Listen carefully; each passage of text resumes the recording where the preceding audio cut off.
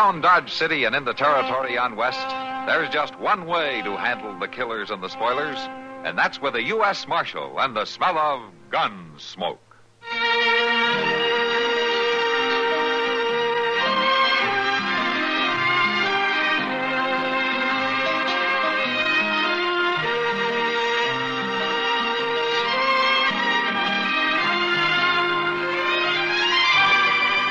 Gunsmoke, starring William Conrad. The story of the violence that moved west with young America. And the story of a man who moved with it. I'm that man. Matt Dillon, United States Marshal. The first man they look for and the last they want to meet. It's a chancy job, and it makes a man watchful. And a little lonely.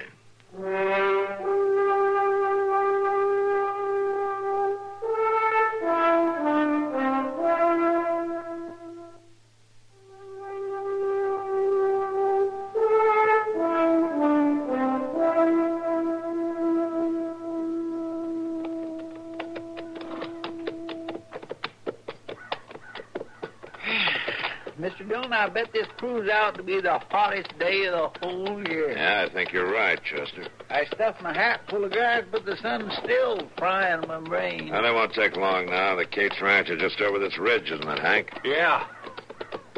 Sure, I'm sorry to bring you out in this weather, Marshal. Back home, we never bothered the law with something like this. Always settled it personal. It works out better this way, Hank. Well, seeing how Grover Cates feels about me. I mean, I reckon you heard how it was with me and Alma before him and her got married. Now, you did the right thing coming to me with it, Hank. If I just thought it wouldn't happen again, I'd forget about it, Marshal, but it's the third time now. Doggone it, I can't afford that kind of a loss. There's no reason why you should. There's Cates over there by the bar, Mr. Dillon. Don't see the boy around nowhere, so. Sure hate to have to do with it. You let me handle it, Hank.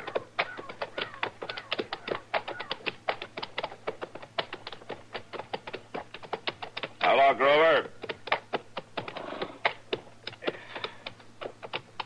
How are you, Grover? What do you think you're doing here, Jurgen? He's with me.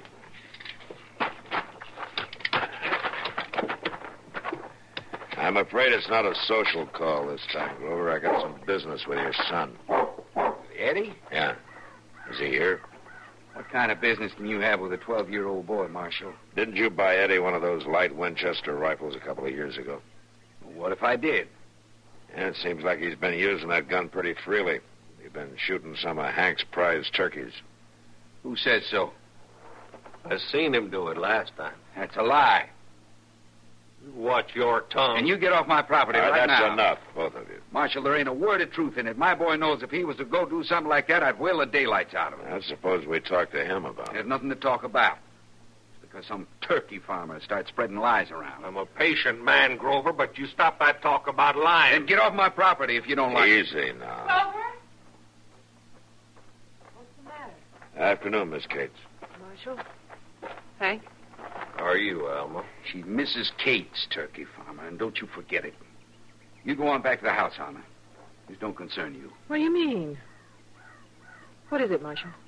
Well, it seems young Eddie's been taking pot shots at Hank's turkeys. There ain't no truth in it, Alma. Now, you stay out of it. Grover, let's see what the boy has to say. Huh? I ain't going to have the law pushing my young'un around. The law's not going to. I just want to talk to him. Now, where is he? He ain't here. I sent him into town. Grover, he... Shut up. I think maybe he came back without you knowing about it. No, he didn't. In fact, judging by the way that dog's sniffing around at the cracks, I think maybe he's right there inside the barn listening to us. No, he ain't, I tell you. Grover, this is a matter of law, not a personal argument. Now, you quit stalling around and you call him out.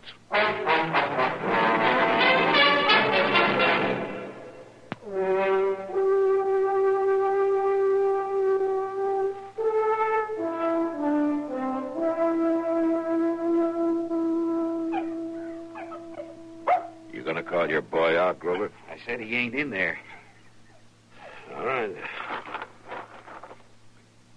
Eddie, come on out. I know you're in the barn there. I said come on out here. I'm coming.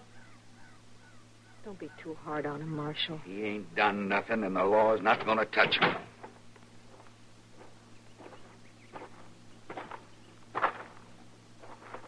You're the one that told him.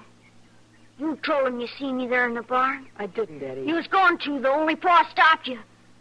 You're always doing something to get me in trouble. I've just tried to be a good mother to you. You ain't my ma, and you're never going to be. Eddie. Me and Pa had it all right here before you come. Now, wait a minute, Eddie. Seems to me you got yourself into trouble. You were listening in there. Now, what about those turkeys? I don't know nothing about it. See what I told you? Eddie, I seen you do it.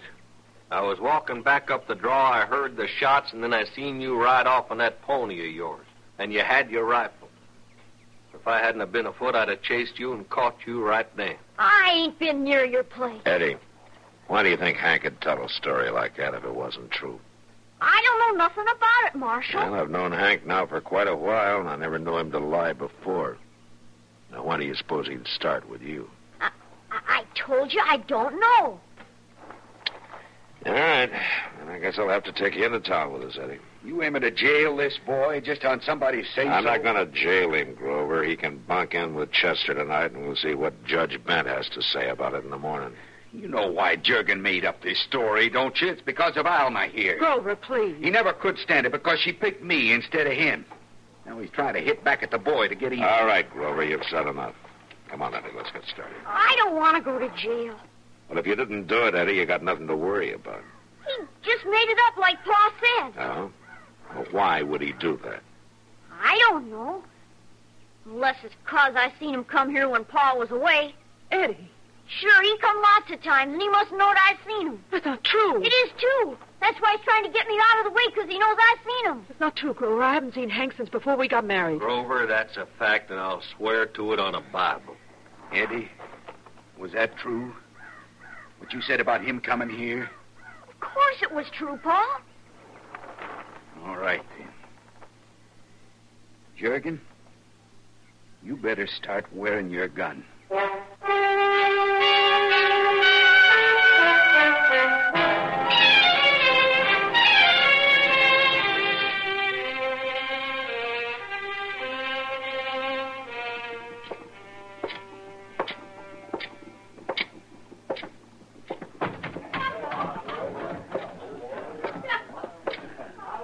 Hello, Matt. Good to see you. Hello, Kitty. Doc. Well, hello, Matt. Sit down. Have a beer with us. Well, thank you. Sam, bring Matt a glass of beer, will you? Sure, Miss Kitty. I heard you threw the Cates boy in jail this afternoon, Well, Matt. you heard wrong, Doc. I got Chester keeping an eye on him, that's all. Oh, well, I did hear wrong then. You know, I've been talking to Eddie most of the afternoon and evening, and either he's telling the truth or he's the best doggone liar I ever saw. The youngsters are sometimes. Doc, I wonder if you'd come over in the morning and try to talk to him, huh? Me? Well, I don't know anything about kids. Well, you ought to, Doc. You've delivered plenty of them. Yeah, but not when they're 12 years old. Well, a doctor ought to know something about human nature. So should a lawman. Oh, all right, then I'll talk to him, but I won't guarantee anything. Yeah. Here's your beer, Marshal. Oh, thanks, Sam. Thank you. Matt, Chester told me the boy says his stepmother's been seeing Hank Jurgen at home while Grover's away. Yeah, that's what's kicked up all the trouble. Oh. What do you think, Kitty? Alma worked here. You knew her. I don't know, Matt. She and Hank were real close, and then she quit work suddenly and married Grover. Since then, I haven't heard anything. Well, I can see Hank lying to protect Alma, and yet Eddie swears that every word of his story is true, that he didn't kill those turkeys, and that he's seen Hank at the ranch.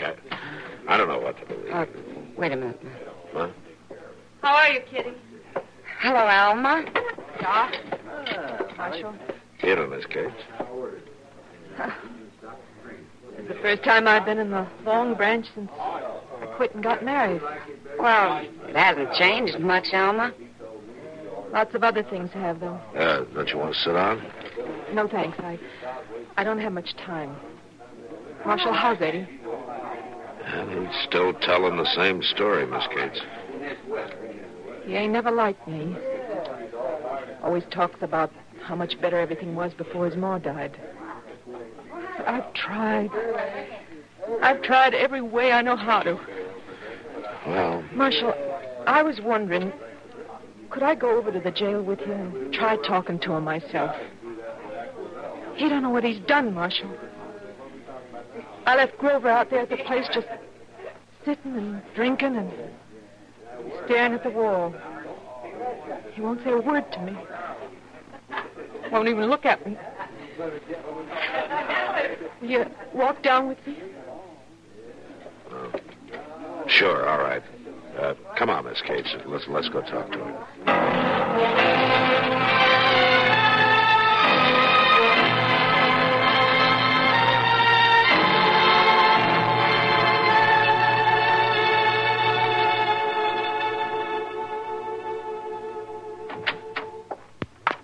I'm sorry, Mr. Dillon, but he still won't come out.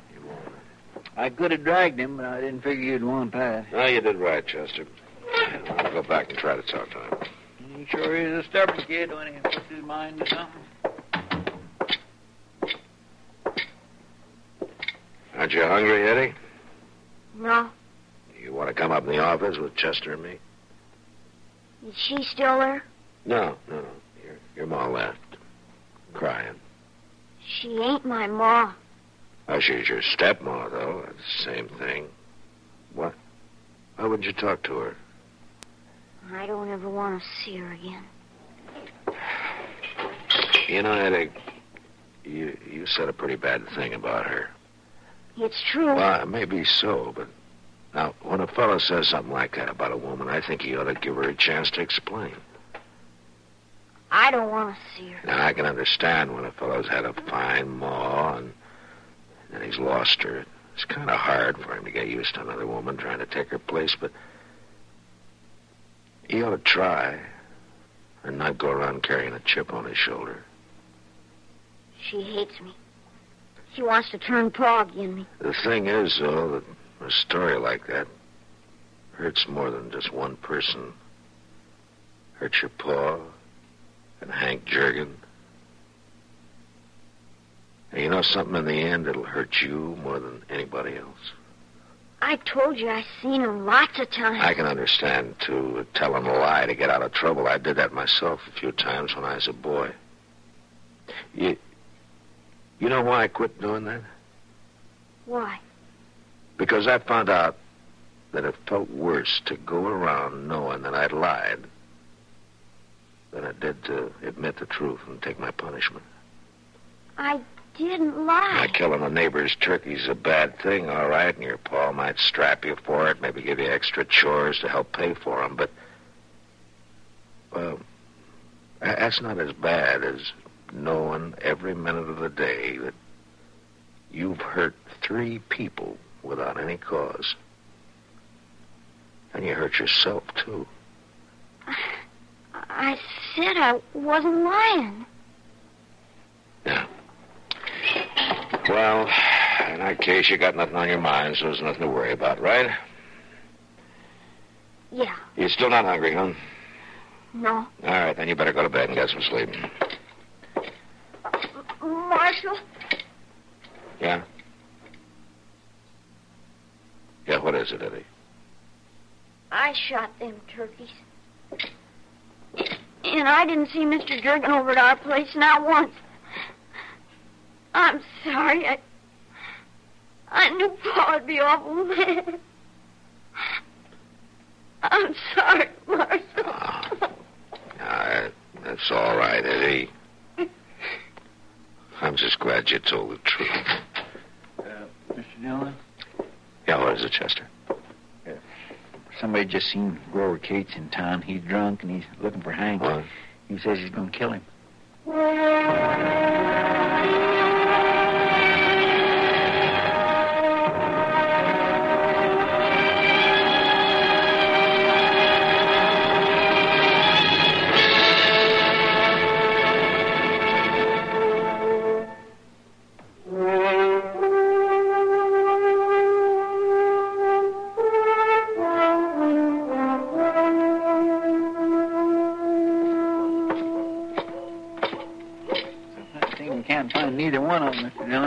Hank Jurgen may not even be in town, Chester. Well, Grover told somebody he'd stop at Hank's place and he wasn't home. And I hope he's not. Wait a minute. Hmm? Over there in Delmonico's, there's Hank. Come on. Well, he must not have heard Grover looking for him. Would he be sitting in there eating for peaceful life? Yeah, I guess not.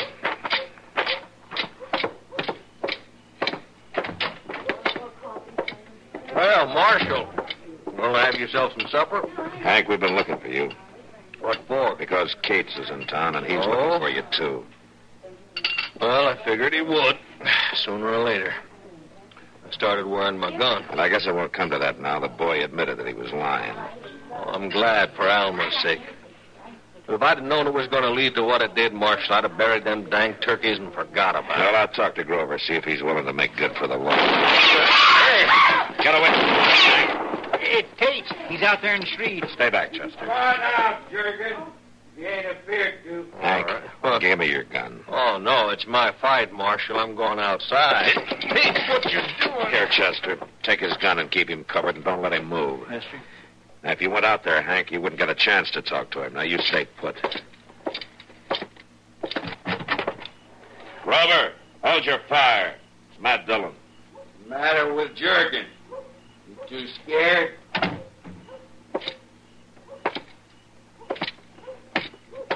You stay out of this, Marshal. Between me and him. He's in there. I've seen him. Why won't he come out? Because Chester's holding a gun on him. And I'm going to take yours now. Stay back, Marshal. My fight ain't with you. You haven't got to fight. Your boy just admitted his whole story was a lie from start to finish. You're making that I'm up. not going to argue with you. Now, give me that gun. Now, you better start coming to your senses, Grover.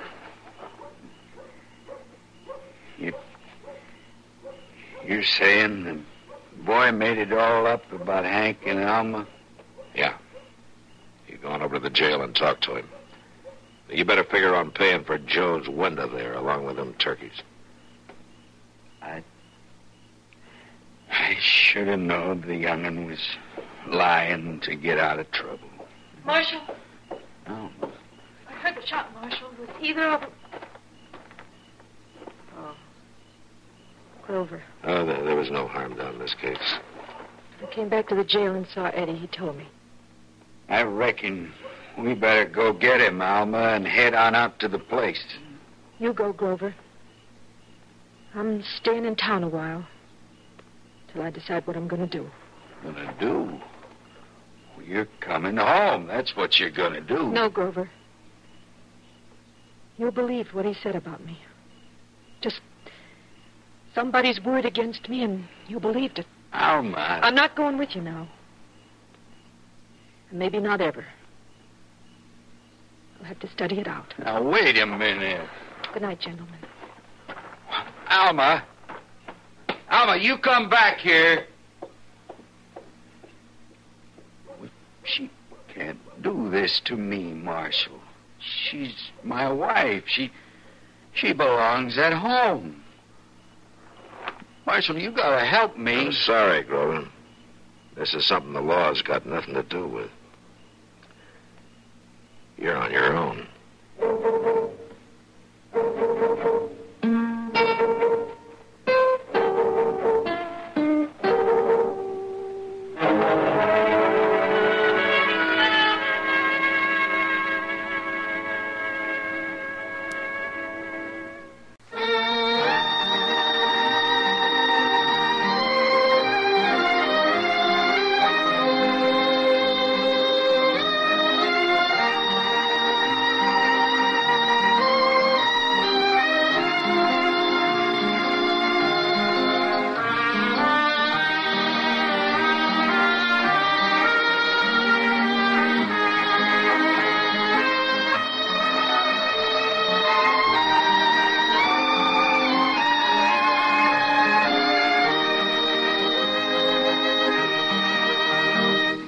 Gunsmoke, produced and directed by Norman Macdonnell, stars William Conrad as Matt Dillon, U.S. Marshal. The script was specially written for Gunsmoke by Les Crutchfield, with editorial supervision by John Meston.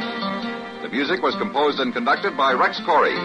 Sound patterns were by Ray Kemper and Bill James. Featured in the cast were Parley Bear as Chester, Howard McNear as Doc, and Georgia Ellis as Kitty. George Walsh speaking. Join us again next week for another specially transcribed story on Gunsmoke. This is the United States Armed Forces Radio and Television Service.